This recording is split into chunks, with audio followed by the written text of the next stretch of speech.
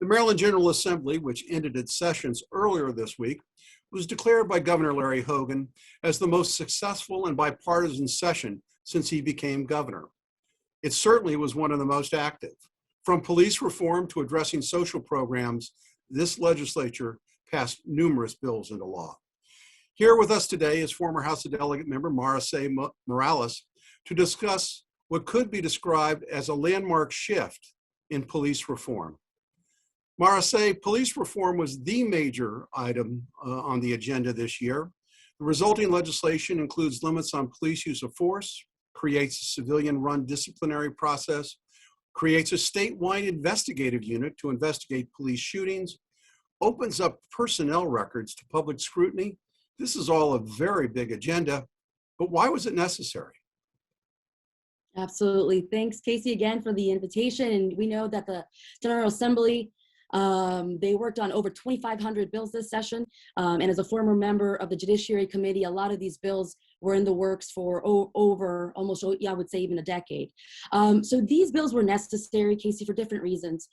The number one reason I would say is to bring back trust between law enforcement and the community. We know that across the nation, Black men have lost their lives at the hands of police. And these are supposed to be individuals who are supposed to protect our communities, not just certain ones. And so as you so eloquently stated earlier, the major changes are around the disciplinary processes when it comes to police accountability. So now, in lieu of fellow officer trial boards, now there's going to be disciplinary boards comprised of members of the public, a retired judge, and a member of the police force, and that would be the appeal board. But the first board would be made of all civilians and all appointed by the Senate and the House. So it's not just a willy-nilly composition of individuals.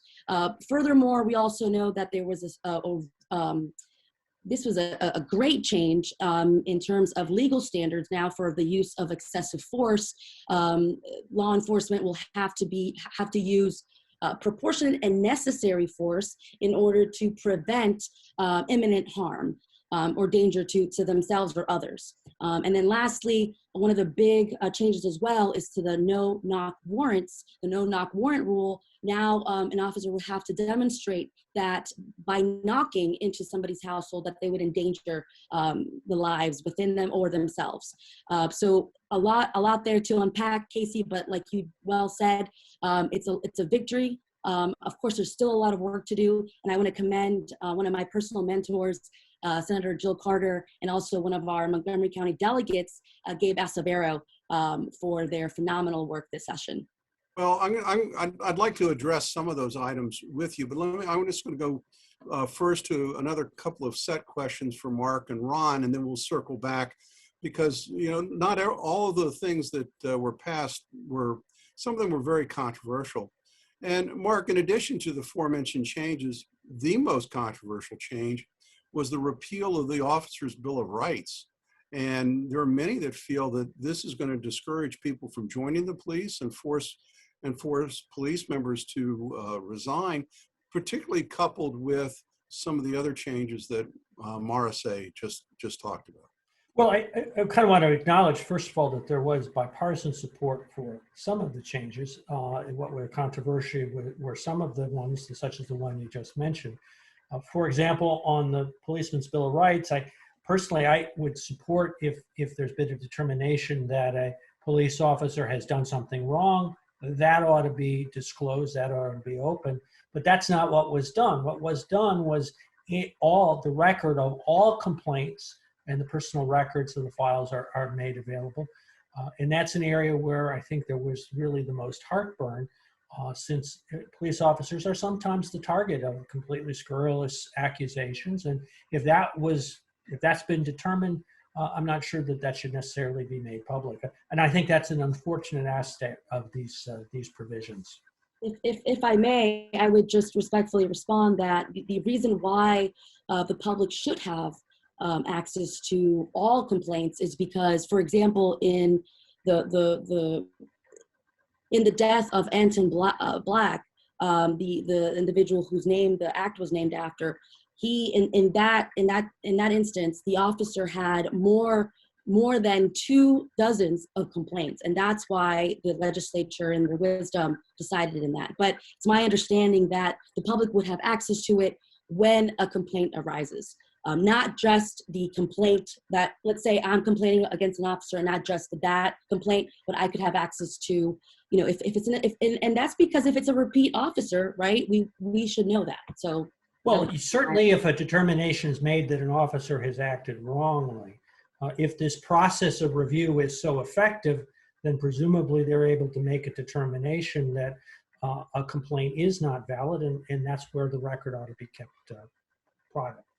If I may, I think part of the other consideration is that, as we breach this divide, so to speak, between what the public expects and what the police departments expect, whether cases are founded or unfounded is really determined by who's reviewed the case.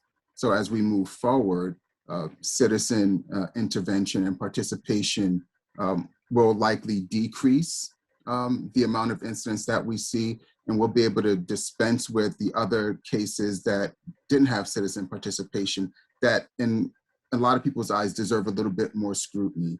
The overarching issue is that the public doesn't trust the police process in determining who's qualified to still be out on the street enforcing the laws. And we've seen across the nation that there have been some pretty suspect cases that have brought this issue, into greater focus. And the Maryland General Assembly, in an effort to quell some of the issues, has made this effort. And I think it's a fantastic effort.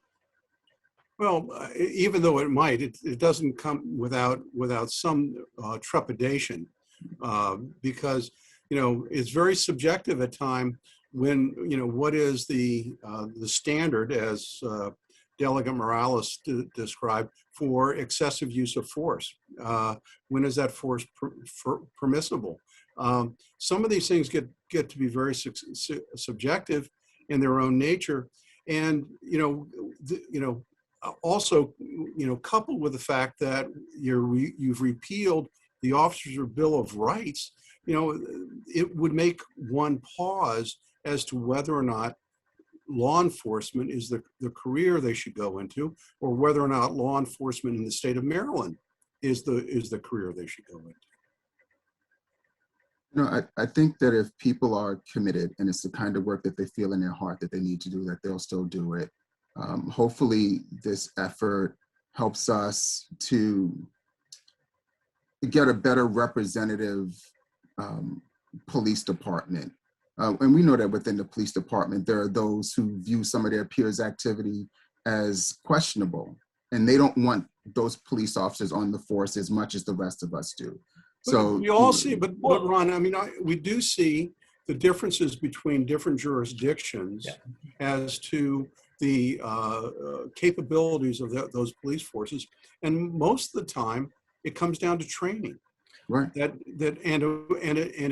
a determination by elected leaders that they want a well-trained, efficient police force, and that takes sometimes generations to instill into the force, the body of the force, the members of the force. And to really piggyback on what you've said, Casey, I think that there's a very wide disparity within among Maryland jurisdictions about the confidence that folks have in the police force.